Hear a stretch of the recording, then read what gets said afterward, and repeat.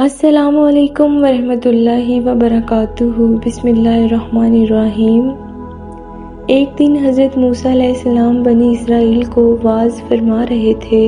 اسی دوران ایک شخص نے سوال کیا، اے اللہ کے نبی، سب سے زیادہ علم کس کے پاس ہے؟ حضرت موسیٰ علیہ السلام نے فرمایا، میرے پاس۔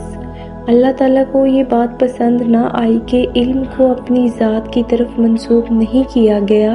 اللہ تعالیٰ نے وحی فرمائی، اے موسیٰ، میرا ایک خاص بندہ ہے جس کے پاس وہ علم ہے جو تمہارے پاس نہیں۔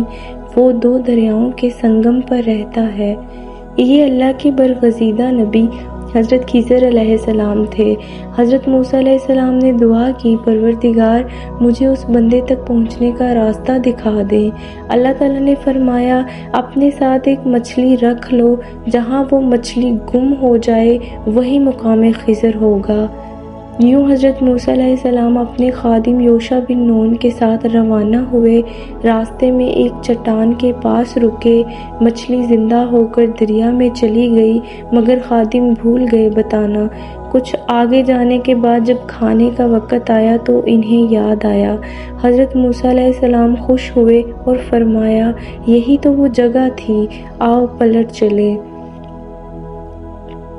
واپس آئے تو ایک جلیل القدر ہستی کو دیکھا، نورانی، پرہیبت۔ یہ حضرت خضر علیہ السلام تھے۔ حضرت موسیٰ علیہ السلام نے مؤدبانہ سلام عرض کیا اور فرمایا، میں موسیٰ ہوں، بنی اسرائیل کا نبی۔ اللہ کی رضا کے لیے آپ سے علم حاصل کرنا چاہتا ہوں۔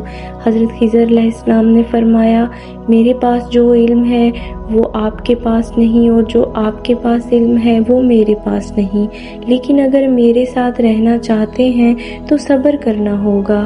آپ سوال نہیں کریں گے جب تک میں خود نہ بتاؤں۔ حضرت موسیٰ علیہ السلام نے وعدہ فرمایا۔ دونوں دریا کے کنارے چل رہے تھے کہ ایک کشتی والے نے انہیں خوش دلی سے سوار کر لیا۔ حضرت خضر علیہ السلام نے اچانک کشتی میں سوراخ کر دیا۔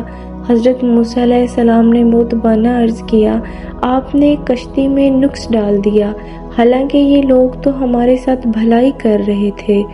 حضرت خضر علیہ السلام نے فرمایا، میں نے کہا تھا نا آپ میرے ساتھ صبر نہ کر سکیں گے۔ حضرت موسیٰ علیہ السلام نے عاجزی سے کہا، اگر میں بھول کر کچھ کہہ گیا ہوں تو معاف فرما دیجیے۔ راستے میں ایک بچہ کھیلتا ہوا ملا۔ حضرت خضر علیہ السلام نے اس کی جان لے لی۔ حضرت موسیٰ علیہ السلام لرز گئے اور عرض کیا، کیا ایک بے گناہ جان کو بغیر حق کے ختم کر دیا گیا؟ حضرت خضر علیہ السلام نے فرمایا، میں نے کہا تھا نا آپ صبر نہ کر سکیں گے۔ حضرت موسیٰ علیہ السلام نے پھر عاجزی سے کہا، اب کے بعد اگر میں سوال کروں تو آپ کو اختیار ہے میرا ساتھ ختم کر دیں۔ پھر وہ ایک بستی میں پہنچے۔ وہاں کے لوگوں نے کھانے تک کی میزبانی نہ کی۔ وہاں ایک دیوار گرنے کے قریب تھی۔ حضرت خضر علیہ السلام نے اپنے ہاتھوں سے اسے سیدھا کر دیا۔ حضرت موسیٰ علیہ السلام نے نرمی سے عرض کیا، اگر آپ چاہتے تو اس کا بدلہ لے کر کھانے کا انتظام کر سکتے تھے۔ حضرت خضر علیہ السلام نے فرمایا، اب وقت آ گیا کہ ہم جدا ہوں، میں آپ کو بتا دیتا ہوں یہ سب کیوں ہوا۔ وہ کشتی کچھ غریب مزدوروں کی تھی۔ قریب ہی ایک ظالم بادشاہ تھا جو ہر اچھی کشتی چھین لیتا تھا۔ میں نے اس میں نقص ڈال دیا تاکہ وہ بچ جائے۔ وہ لڑکا بڑا ہو کر والدین کو کفر اور نافرمانی کی طرف لے جانے والا تھا۔ اللہ نے چاہا کہ ان کو اس کے بدلے ایک نیک اور پاکیزہ اولاد عطا کرے۔ وہ دیوار 2 یتیم بچوں کی تھی، ان کے والد نیک تھے۔